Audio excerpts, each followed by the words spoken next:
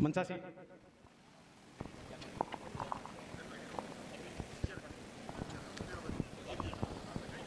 हम कामार समाज के हमारे अध्यक्ष, हमारे पूजनीय श्रद्धा के पात्र श्रीमान हरिप्रसाद जी असवाल साहब और उनके साथ मंच पर विराजमान सभी सम्मानित सदस्यगण, एक बार जब हम कोई कार्यक्रम शुरू करते हैं तो भगवान का नाम लेते हैं, तो एक बार जोर से अपना जयकारा लगाएंगे। बोलो विश्वकर्मा भगवान की, और जोर से बोलो विश्वकर्मा भगवान की, बोलो बाबा साहेब अंबेडकर की, बोलो संत ज्योतिबा फूले की, बोलो बालाजी महाराज की, बोलो हर्षपाल जी की जय हो। देखो जी,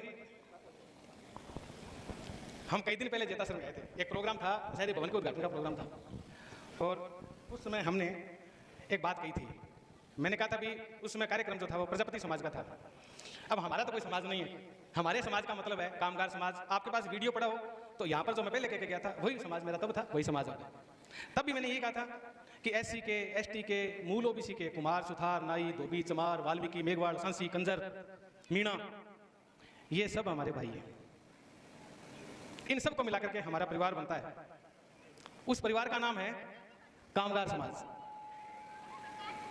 जिन जातियों का मैंने नाम लिया है, ये सारी वो जातियां हैं जो अपने हाथ से काम करके, मेहनत से कमा के खाने वाली जातियां हैं। आप कोई मोची को देखोगे जूते गांठ के कमा के खाता है, मेघवाड़ को देखोगे दिहाड़ी मजदूरी करके कमा के खाता है, नाई को देखोगे अपना काम धंधा करके कमा के खाता है। इन जिन जातियों की मैं बात कर रहा हूं, ये किसी का हक नहीं खाते हैं। खाते हैं क्या? किसी का हक नहीं खाते हैं, कमा के खाते हैं। अफसोस ये है कि हम जो कमा के खाते हैं, कमा के खाने वाले लोगों का हक जो डकैत हैं, जो लठैत हैं, जो दबंग हैं, वो खा जाते हैं। गलत तो नहीं कह रहा ना? और जितनी जातियों का मैंने नाम लिया, ये सारी की सारी जातियां उन्हीं के शोषण का, उन्हीं की प्रताड़ना का शिकार है। इसलिए मैं बार बार कहता हूं कि हमारी सारी जातियों को, जिनके बारे में बता रहा हूं, SC को, ST को, मूल OBC को एक प्लेटफॉर्म बनाना चाहिए। हम सबका दर्द एक है, हम सबका काम एक है, जीने का ढंग और तरीका एक है, तो फिर हमारी जाजम भी एक होनी चाहिए। अगर हमारी जाजम एक होगी तो फिर आपके खेत में कोई भेड़िया घुसेगा नहीं, आपकी सीम को कोई तोड़ेगा नहीं। बैठो बच्चों, रुको भाई, आओ बैठो, कोई जाएगा नहीं, कोई जाएगा नहीं, बैठो। आयोजक किसी को जाने नहीं दे। तो हमारा खेत, हमारी रोजी, हमारी रोटी, हमारी बेटी, हमारी इज्जत, हमारा स्वाभिमान, ये सब कब सुरक्षित रहेगा? जब हम कामगार समाज के लोग एक जाजम पर इकट्ठे आएंगे। और जब हम इकट्ठे आएंगे तो फिर हम संख्या में कितने हो जाएंगे? रतनगढ़ में 25,000 थे, 162 बसें आई थी, 162। कोई तुरम खाएगा ना बड़े से बड़ा, उसके टाइम में भी 162 बसें एक विधानसभा से नहीं आई। 500 से ज्यादा 4 व्हीलर थे। संगम चौराहे से लेके और घंटाघर तक आदमियों की गाड़ियों की रेलम पेल लगी हुई थी। क्यों आए थे लोग? हमें देखने थोड़ी आए थे। सब लोग अपनी अपनी तकलीफों को, अपने दर्द को लेकर के आए थे। जिन जातियों की मैं बात कर रहा हूं, वो कहीं ना कहीं, कोई थोड़ी, कोई ज्यादा, किसी न किसी पीड़ा से परेशान है। किसी के खेत का रास्ता रुक गया, 10 साल से रुका पड़ा है। किसी की जमीन पर कब्जा हो गया, कब्जा हुआ पड़ा है, हट ही नहीं रहा, न्याय मिल नहीं रहा। कैसे मिले? मिलने का तरीका यही है। ये जो हमारी जाजम है, इसको जाति से बढ़ा करके समाज तक अगर हम ले जाएंगे कि कामगार समाज के लोग एक साथ बैठेंगे, तो फिर किसी के साथ में कोई अन्याय नहीं होगा। और स्वाभिमान के बिना जिंदगी जीना, उसे मर जाना लाख गुना बेहतर है। कुचामन में एक बेटी को उठा करके ले गए, 2 महीने तक आंदोलन चला, बड़ी मुश्किल से आई। अब तक भी मुलजिम मिले नहीं है। पता नहीं चीन चले गए कि पाकिस्तान चले गए, नेपाल चले गए, पता नहीं कहां चले गए। मैं बताऊं कहां है? उसी कुचामन तहसील में ही हैं। लेकिन ढूंढने वाले लोग, जिनके जिम्मे उनको ढूंढ के और कोर्ट में पेश करने की जिम्मेदारी है, वो कहां हैं? वो उनके तलवे चाट रहे हैं। इसलिए हमारे समाजों को न्याय नहीं मिलता है, इसलिए आंदोलन चलाने की जरूरत है, इसलिए इकट्ठा होने की जरूरत है। नहीं तो कुचामन की घटना कहीं और भी हो सकती है। अगर हम इकट्ठे नहीं बैठेंगे तो किसी के स्वाभिमान पर, किसी की इज्जत पर चोट कभी भी पड़ सकती है। इसलिए इकट्ठा होना चाहिए। अब बात प्रतिभाओं की करते हैं। पहले कितने % से ज्यादा वाले बच्चों को सम्मानित किया था? अभी 60%। अब बच्चों मैं आपको बताऊं, ऐसी छोरियां खड़ी होकर बगरी थे घर पे, क्या करोगे घर पे जाके? माँ काम लगाएगी कोई ना कोई, तो बैठो आराम से हवा में, बातें करो, हमसे सुनो। नहीं, आपके जितने भी आप बैठे हो सबके 60% से ज़्यादा नंबर है ना? तो फिर तो आप कितना कुछ कर सकते हो। हमने अपनी ज़िंदगी में 10वीं में, 12वीं में, बीए में, एमए में 60% का आंकड़ा कभी नहीं देखा। बीए में 48.11%, 688/1800 आप परसेंट निकाल के देखो। 12वीं में 54.7%, एमए में पूरे 48%, बस इतना ही। तो अगर आप सोचो, अगर किसी के 48%, 50%, 55% नंबर हो तो वो ज़्यादा इंटेलिजेंट तो नहीं है, और ज़्यादा होगा तो भी आपसे ज़्यादा तो नहीं है। तो जब हम आप जैसे घरों में से उठ के पढ़ के एग्ज़ाम दे के और यहाँ से उठ के वहाँ पर आ सकते हैं, एसडीएम बन सकते हैं, तो फिर आप तो बन ही पड़े हो ना, बन सकते हो ना। ये हौसला होना चाहिए। मैं आपको फिर बता दूं, परसेंटेज से कभी भी आप कुछ नहीं बनोगे, याद रखना इस बात का, ठीक है? परसेंटेज एक पैमाना है। जैसे अपन खून चेक कराते हैं डॉक्टर से, खून डॉक्टर चेक करके बताता है कि हीमोग्लोबिन 5 है या 15 है, बताता है ना। तो किसी का हीमोग्लोबिन 5 है और किसी का हीमोग्लोबिन 15 है, तो हीमोग्लोबिन 15 होने मात्र से वो कोई एथलीट नहीं बन जाएगा, मैराथन दौड़ के पास थोड़ी हो जाएगा। उसके लिए तो मैदान में दौड़ लगानी पड़ेगी, पसीना बहाना पड़ेगा। हीमोग्लोबिन ठीक होने का मतलब ये है कि काबिलियत तो है, अगर पसीना बहेगा तो एथलीट बन सकता है। तो हम तो 7-8 ग्राम हीमोग्लोबिन वाले थे, आप तो 15 ग्राम वाले हो।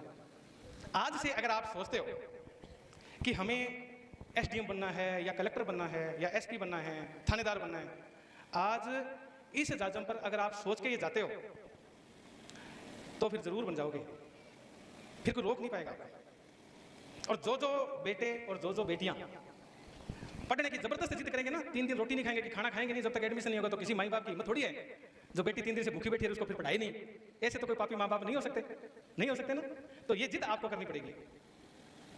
फिर अगली बात, ऊपर ये बादलों के ऊपर स्वर्ग है या नरक है अपने को पता नहीं है, हो सकता है स्वर्ग होता होगा, पर मरने के बाद मिलेगा तो फिर क्या फायदा? जीते जी मिले तो मजा है नहीं। तो अगर जीते जी स्वर्ग का आनंद लेना है तो सलीके से, ताकत के साथ में 5-6 साल और पढ़ना पड़ेगा आपको। अगर आप पढ़ोगे तो एग्जाम्पल सेट हो जाएगा। अभी आपको बताया ना कि कुचामन में गांव है छोटा सा घाटवा, वहां का एक लड़का एसडीएम लग गया, कुलदीप, 11वीं रैंक आई उसकी। वो जो एसडीएम लगा लड़का बहुत ही सामान्य से परिवार का है, घर में ज्यादा कोई सामान नहीं है, ठीक है। उसका भाई नौकरी करता है, वह भी नौकरी करती है, नौकरियां तो अभी मिली हैं, पहले और भी सामान्य था, बन गया। अब वो बन गया ना, तो ऊपर वाला स्वर्ग वो जब मिलेगा उसके लिए धरती पर स्वर्ग का द्वार खुल गए, ठीक है। अगर आपको इस जीवन में इसी धरती पर जिंदा रहते हुए स्वर्ग का आनंद लेना है तो फिर 5, 7, 8 साल तपस्या करो, बढ़िया बढ़िया तपस्या करो। तुम में से कोई छोरी बाद में हो सकता है कल को कलेक्टर थानेदार बन जाएगी, फिर यहाँ से उठ के यहाँ बैठोगी, सब लोग सम्मानित करेंगे, आपके माता पिता को सारा शहर सारा राजस्थान जानने लग जाएगा, ठीक है। आपको बड़े बड़े प्रोग्रामों में बुलाएंगे, कभी जयपुर में बुलाएंगे, कभी गंगानगर बुलाएंगे, गाड़ी भेज के बुलाएंगे आपको कि एसडीएम साहब हमारे प्रोग्राम में। उसके लिए 5-6 साल तपस्या करो। ये एक बात हुई एजुकेशन की। दूसरी बात, हमारा ओबीसी का मूवमेंट चलता क्यों नहीं है, उस पर बात करते हैं।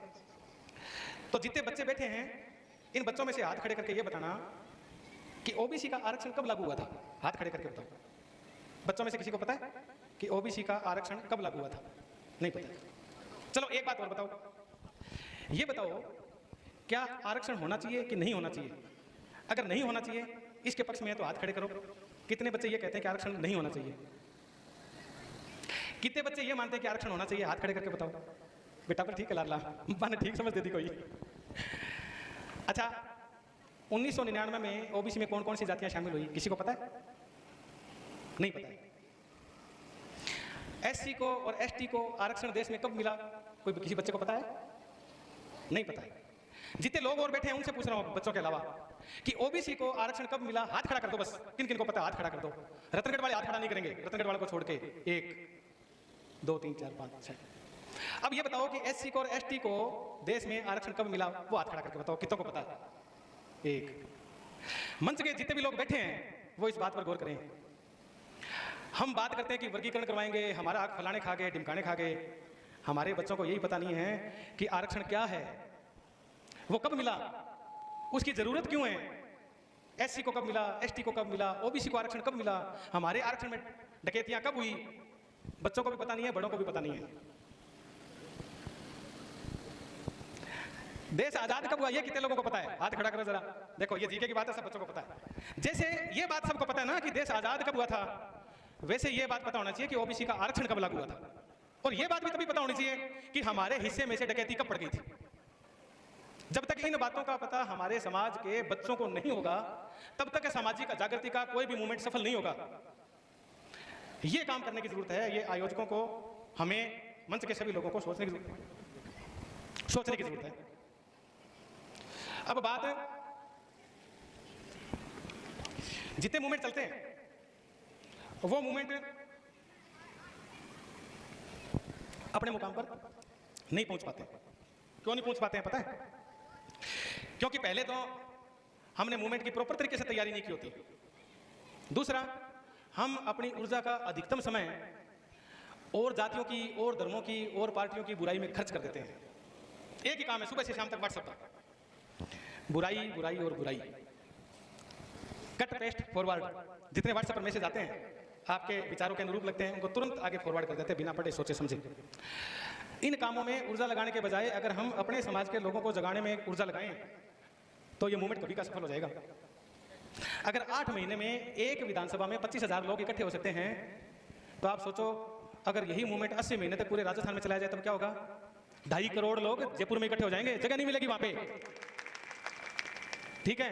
और ये जो बोलते हैं कि हम राजभवन को चलाते हैं, हम फलाने दफ्तर को चलाते हैं, हम सचिवालय को चलाते हैं, ये सारे लोग वही मैदान में आपको खड़े मिलेंगे, आपके पलक पावड़े करते मिलेंगे। समस्या क्या आती है?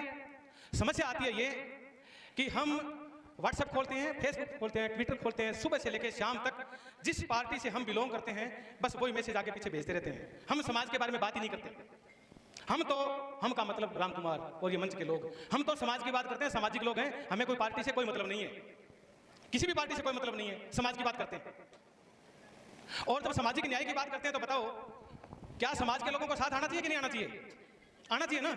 और समाज के न्याय के मुद्दे पर जब बुलाएं तो समाज के लोगों को इकट्ठे होना चाहिए कि नहीं होना चाहिए? बैनर का नाम क्या है? कामगार समाज। कामगार समाज में कौन है? सारे एससी, सारे एसटी, सारे मूल ओबीसी। फिर हम क्या करते हैं उस टाइम में? हर्षवाल जी ने आधी बात बताई, पूरी हम बता देते हैं। 31 अगस्त के प्रोग्राम में जो लोग जिस पार्टी से बिलोंग कर रहे थे उनकी हाजिरी भरने में लगे हुए थे। रात को 12-12, 2-2 बजे तक फोन कर रहे हैं लोगों को कि प्रोग्राम में मत जाना, ये तो फला पार्टी का प्रोग्राम है। ठीक है? हम तब भी कह रहे थे, आज भी कह रहे हैं, आगे भी कहेंगे कि समाज का प्रोग्राम था। जैसे ये समाज का प्रोग्राम है वैसे वो समाज का प्रोग्राम था, और ऐसे ही आगे बड़े बड़े समाज के प्रोग्राम होंगे। हम कोई पार्टी के जर खरीद गुलाम नहीं है, इसीलिए खुल के बोलते हैं। और हमारे घर में किसी पार्टी ने रोटी नहीं दी है, हमारे बाप ने कमा के हमें पढ़ाया है और हम कमा के रोटी खा रहे हैं, इसलिए बोलते हैं। और जो लोग समाज से पहले कोई पार्टी को प्राथमिकता देते हैं ना, उनसे नालायक कोई आदमी नहीं हो सकता। आप ये बताओ, कोई बच्चा पैदा होता है तो सबसे पहले इतनी बात आती है कि लड़का हुआ कि लड़की हुई, यही बात आती है। फिर बात आती है कि जी कुम्हारों के हुआ है कि मेघवाड़ों के हुआ है कि सुथारों के हुआ है, ये बात चलती है ना, ऐसी बात चलती है। फिर बात आती है, मान लो यहाँ पर हिंदू भी रहते हैं, मुसलमान भी रहते हैं, सिख भी रहते हो, ईसाई भी रहते हो, पारसी भी रहते हो, तब ये बात आएगी कि मुसलमानों के मोहल्ले में बच्चा पैदा हुआ है या सिखों के हुआ है या हिंदुओं के हुआ है, इतनी बात आएगी ना। आपने कभी सुना है क्या कि कांग्रेस के पार्टी के वहां पर बच्चा पैदा हुआ है या फिर भाजपा के वहां पर बच्चा पैदा हुआ है? ऐसे सुना है क्या आपने? नहीं सुना ना। तो भाई जो जो पार्टी के कार्यालय में पैदा हुए वो तो करे पार्टी की बात, और हम तो अपने घर में अपनी माँ की कोख से पैदा हुए कुमार के घर में, और हम तो कामगार समाज की बात करेंगे। ठीक है? और जब हम अपने समाज की बात करते हैं तो क्या गुनाह करते हैं बताइए? मैंने उस दिन भी मंच पर यह बात कही थी, हमारे शादी ब्याह मरण परण कहाँ होंगे? समाज में तो होंगे। हम मरेंगे, हमारे बाल में तक हमारे घर पे कौन बैठेंगे? समाज के बैठेंगे। वहाँ पार्टी का बैनर नहीं लगेगा, समाज का लगेगा। समाज का लगेगा ना, तो पहले समाज की बात करना सीखो।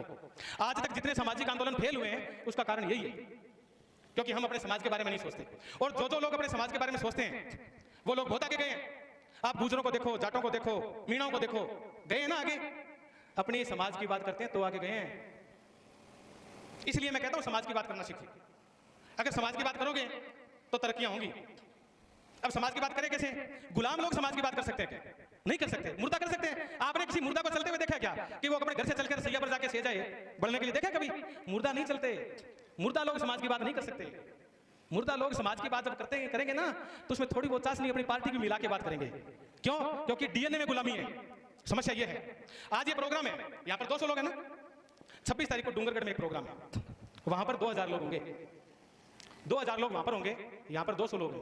ये 200 लोग उन 2000 से 10 गुना ज्यादा, 20,000 के बराबर है ये 200 लोग। पता क्यों? जानते हो क्यों? जब हमने अपने कामगार समाज का प्रोग्राम किया है तो कामगार समाज के लोगों को बुलाएंगे ना। अच्छा कोई फेरा मटाना जगह और कहीं बुलाना है, तो फिर वहां उन्होंने किसको बुलाया? वहां के माननीय एमएलए साहब को बुलाया, वहां के माननीय प्रधान जी को भी बुलाया, वहां के चेयरमैन साहब को बुलाया। वो तो समाज के हैं नहीं, वो तो समाज के हैं नहीं, प्रजापति समाज का है वो, और ना तो एमएलए प्रजापति है, ना प्रधान प्रजापति है, ना चेयरमैन प्रजापति है। तो फिर बुलाने का मतलब है खून में गुलामी भरी पड़ी है। जब तक ये खून में भरी हुई गुलामी नहीं निकालोगे ना, तब तक समाज आगे नहीं जाएगा। यहां पर कोई बैठा है क्या बताओ कामगारों के अलावा? एक भी दिख रहा है क्या आपको? क्यों बुलाएंगे भाई? सर्व समाज का होगा तो बुलाएंगे ना सबको, उससे पहले क्यों बुलाएंगे? हमारा प्रोग्राम है, हमारे घर का प्रोग्राम है। जब घर का प्रोग्राम है तो घर के लोग तो आएंगे, बाहर वाले क्यों आएंगे? इसलिए जेता सर का प्रोग्राम डूंगरगढ़ के प्रोग्राम से 100 गुना ज्यादा बढ़िया है। अब एक कहावत है कि खड़े बाणियों पड़े समान और पड़े बाणियों मरे समान। हौसला पहले ही छोड़ के रखते हैं, हौसला इतना छोड़ के रखते हैं कि फलाना काम तो हुई कोनी, इनमें तो अपने पार ही कौन पड़े, वो काम तो किया उसी। काम ऐसे नहीं होते, काम होते हैं हौसले से। कोई भी जाति, कोई भी वर्ग भारत में इतना मजबूत तो नहीं है जितना ब्रिटेन की हुकूमत मजबूत थी। उतना मजबूत तो नहीं है ना। थाना उनका, पुलिस उनकी, कोर्ट उनका, सेना उनकी, तोप के आगे लगा के उड़ा दिया करते थे, बगावत करने वालों को उड़ा देते थे ना। आप कोई भी बड़े से बड़ा सामाजिक आंदोलन चलाइए न्याय के लिए, इस भारत में, इस लोकतंत्र में किसी को तोप के आगे उड़ाने की किसी की हिम्मत नहीं होगी। होगी क्या? उस ब्रिटेन का 50 से ज्यादा देशों में राज था। Bharat, Pakistan, Indonesia, Afghanistan, Bangladesh, Malaysia, Thailand, Japan, और ये जितना बड़ा अमेरिका आप देख रहे हो ना, डोनाल्ड ट्रंप, उस अमेरिका पर भी ब्रिटेन का ही कब्जा था। अनुमान लगा सकते हो उसकी ताकत का कितनी होगी? आज कहां है ब्रिटेन? छोटा सा देश है, जहां था वहीं औकात में है। एक भी देश पर कब्जा नहीं, खुद का देश छोड़ के। जब ब्रिटेन को हराया जा सकता है, और वो भी बिना बंदूक के, गांधी जी के पास तो बंदूक भी नहीं थी, अगर ब्रिटेन को बिना बंदूक के हराया जा सकता है तो फिर ये तो लोकतंत्र है, किसी को भी हरा सकते हैं। हौसले के साथ में खड़ा होना पड़ेगा। आपको दुनिया के इतिहास का एक एग्जांपल बताता हूं। एक आदमी के पास में मान लो 10 बीघा जमीन है, खेती तो पता है ना। एक आदमी के पास में 10 बीघा जमीन है, और दूसरा जिसके साथ उसका मुकाबला है उसके पास में 250 बीघा जमीन है। बताओ कौन जीतेगा? 250 बीघा वाला जीतेगा, 24 गुना है। और तीसरा जिसके साथ मुकाबला है उसके पास में 420 बीघा जमीन है, कौन जीतेगा? कहां 10 बीघा, कहां 420 बीघा। लेकिन ये जो यहां पर कलेजा रखा ना, कलेजा, जीत इस कलेजे से होती है, बीघों से नहीं होती। आपका हौसला होना चाहिए। इतिहास को पढ़ना गूगल करके। एक देश है छोटा सा, पीती बराबर देश है, उसका एरिया है 4 लाख स्क्वायर किलोमीटर, नाम है जापान, ठीक है। और उससे 24 गुना बड़ा देश है चीन, और उससे 42 गुना बड़ा देश है रूस। रूस के टुकड़े करो तो 42 जापान बन जाते हैं, 42 जापान बन जाते हैं। 1854 में जापान की स्थिति वैसी थी जैसे आज हमारे समाज की है। फिर अमेरिका की गुंडागर्दी स्टार्ट हुई वहां पे, अमेरिका ने जापान पर लगभग यूं कस दिया उसको। तो जापान को लगा कि ये करते क्या है ऐसा, 7 समुद्र पार से आए और यहां पर हमारे देश को डरा रहे हैं। तो उन्होंने पढ़ा कि क्या तकनीक अपनाते हैं, कौन सा तरीका लगाते हैं, क्या पढ़ाइयाँ करते हैं। तो जापान ने अपने देश में वो सारे काम चालू कर दिए। बच्चों की एजुकेशन के लिए अंग्रेजी में पढ़ाइयाँ चालू कर दी, ड्रेस का पैटर्न चेंज कर दिया, रेलवे लाइनें बिछानी चालू कर दी, और राजा ने अपनी गद्दी छोड़ दी। राजा ने कहा कि आप लोगों की एक कमेटी बना लो, आप जो कहोगे वो करेंगे, हम तो कोई राजतंत्र नहीं है। लेकिन ये अमेरिका जैसे देश गुंडागर्दी करते हैं ना, इन देशों को सबक सीखना है। ये बात कब की है? 1854 की। 40 साल बीतते हैं, सिर्फ 40 साल। 40 साल बाद में कौन सा सन आया? 1894। 1894 में अपने से 28 गुना बड़ा देश चीन को जापान ने हरा दिया, और तब चीन की तूती बोला करती थी। और फिर 10 साल बाद में 1904 में अपने से 42 गुना बड़ा देश, कहां तो जापान का एरिया 4 लाख स्क्वायर किलोमीटर, और कहां रूस का area 2.25 crore lakh square kilometre. समझ रहे हो कितना फर्क है कि कहां तो आपका जेतासर और कहां पूरा चूरू जिला, इतना फर्क। और उस जापान ने 1904 में रूस को भी मिट्टी में मिला दिया। क्यों मिला दिया? अपने कलेजे के दम पर मिला दिया, अपनी तकनीक से मिला दिया। ये जो छोटे छोटे बच्चे से बैठे हैं ना, उनको तैयार किया उन्होंने, मजबूत किया उनको, मैदान में खड़ा होने के लिए तैयार किया, पढ़ने के लिए तैयार किया, सरकारी नौकरियों के लिए तैयार किया, इंजीनियर बनाए, डॉक्टर बनाए, सेना खड़ी की, और अपने पड़ोस के दोनों देशों को हरा दिया। 1914 के पहले विश्व युद्ध में जापान सिरमौर देशों में से एक था। वही जापान 1945 में अमेरिका ने परमाणु बम गिराए और मिट्टी में मिला दिया उसको। कब मिलाया? 1945 में। कितने साल पहले? आज से जोड़ के देख लो, 70 साल पहले, 80 साल पहले। तो जापान तो 40 साल बाद में 1985 में ही वही उजड़ा हुआ जापान आज वैसी सीना तान के वापस खड़ा है ना। क्यों खड़ा है? क्योंकि कौमें जिंदा है, उनकी कौम जिंदा है। अब हम देखो, आप जानते हो हम कितने हैं? 52% है ओबीसी और 16% है SC ST। कितने हो गए? 68। वो अलग है, SC यहाँ पर है नहीं, ST है नहीं। 68% लोग हैं, सुबह से शाम तक एक ही काम करते हैं। सुबह से शाम तक व्हाट्सएप खोल लो, कोई टीवी का चैनल खोल लो, फेसबुक खोल लो, सुबह से शाम तक सिवाय गुलामी के और कुछ नहीं करते। अपने समाज की तरक्की के लिए कोई दिमाग नहीं लगाते। बच्चों को आगे कैसे बढ़ाएं उस पर कोई दिमाग नहीं लगाते। कैसे छात्रावास बनाएं, कैसे लाइब्रेरी बनाएं, कोई प्लान नहीं करते। क्या काम करते हैं? गुलामी की बातें करते हैं। जिनके गुलाम बन गए हैं ना, कोई किसी का गुलाम हो गया, कोई किसी का, बस उतनी बातें करते हैं। 68% लोग, 100 में से 68। और वो क्या कहते हैं? हमें सामाजिक न्याय दो। वो सामाजिक न्याय मांगते हैं। अरे 68% होने के बाद भी अगर मांगते हो तो फिर तो भाई भगवान ही मालिक नहीं है तुम्हारा। 68% लोग कितने होते हैं? 100 में से 68। अरे 100 में से 68 तो देने वाले होने चाहिए। यहाँ 100 में से 68 कटोरा लेके मांग रहे हैं। मांगने की आदत छोड़ो, छीनने की आदत बनाओ। मांगने से आपको भीख मिल सकती है, मांगने से आपको भीख तो मिल सकती है, और बिना मांगे आपको जलालत मिल सकती है। स्वाभिमान और इज्जत और प्रतिष्ठा आपको लड़के लेनी पड़ेगी। लड़ाई के अलावा, ताकत से संघर्ष के अलावा और कोई रास्ता नहीं है। कोई भी आपको स्वाभिमान तो नहीं देगा जब तक आप खुद के लिए लड़ोगे नहीं। कोई सेठ ये चाहता है क्या कि उसका मुनीम जो उसकी मुनीमी करता है? कोई सेठ ये चाहता है कि वो मुनीम सेठ बन जाए और सेठ जी उसके मुनीम बन जाए? ऐसा कोई चाहता है क्या? जिसके हिस्से पाती पर खेती करते हो, किसी के 50 बीघा जमीन है और बटाई पर खेती कर रहा है कोई आदमी, तो वो 50 बीघा वाला ये चाहेगा क्या किस बटाई वाले के नाम जमीन हो जाए, मैं इसकी खेती कर लूं बटाई पे? ऐसा सोचेगा कोई? अरे किसी की अक्ल मारी है तो ऐसा सोचेगा। तो ये तो उस मुनीम को सोचना है कि सेठ कैसे बने। ये तो उस बटाई वाले को सोचना है कि जमीन पर अपना आधिपत्य कैसे बनाए। उसके लिए क्या करना है? उसके लिए पहले तो जाजम बड़ी करनी है, जैसी आज यहाँ पर हुई है। डूंगरगढ़ में नहीं हुई वो दक्ष प्रजापति प्रतिभा सम्मान समारोह। अरे हमें से कोई प्रोग्राम में नहीं जाते, हम तो उसी प्रोग्राम में जाते हैं जी जो कामगार समाज का हो, मूल ओबीसी का, SC का, ST का इकट्ठा हो। क्यों? क्योंकि मेरा तो सगा परिवार SC ST मूल ओबीसी है। और ये बात आज नहीं तो कल, और कल नहीं तो परसों ये बात सबको समझ में जरूर आएगी। और जिस दिन ये बात समझ में आएगी ना, तो जाजम तो हमारी बड़ी होगी, संख्या हमारी ज्यादा होगी। बिना ताकत लगाई 25,000 लोग आगे, हमें पता है। ताकत लगाते हैं, पैसे खर्च करते हैं, टोकन पकड़ाते हैं, फिर भी 5,000 लोग नहीं आते। हम लेके आते हैं ना, हमारी जिम्मेदारियां लगती। तो अगर 8-10 महीने की कोशिश से 25,000 आगे ना, तो आज से इसी जाजम से कसम खा लो आप कि पहले तो समाज और बाकी सारा कुछ बाद में। अगर आपने समाज को प्राथमिकता दे दी तो ये 25,000 से 2.5 लाख होने में कोई साल 1.5 साल लगेगा, ज्यादा नहीं लगेगा। और आप लोग सीना तान के स्वाभिमान के साथ में खड़ा होना सीख जाओगे। और लोग कहते हैं कि SDM साहब तो सस्पेंड हो जाएंगे। क्यों भैया, चोरी करके लाए हो क्या जो सस्पेंड हो जाएंगे?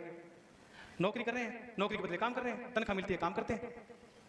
समाज की बात करने पर अभी तक तो सेवा नियम में ऐसा है नहीं कि समाज की बात नहीं करोगे। और ये कहा जाएगा कि समाज की बात करते हो तो फिर पूछ लेंगे भैया कि बेटे बेटियां कहाँ बयाने हैं वो बताओ, हमारे श्राद्ध करने के लिए हमारा बच्चा ही आएगा कि कोई और भेजोगे पार्टी से वो बताओ। समाज की बात तो करेंगे।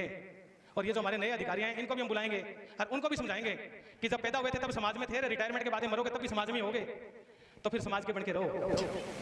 बस ये छोटी छोटी बातें जो समझने की।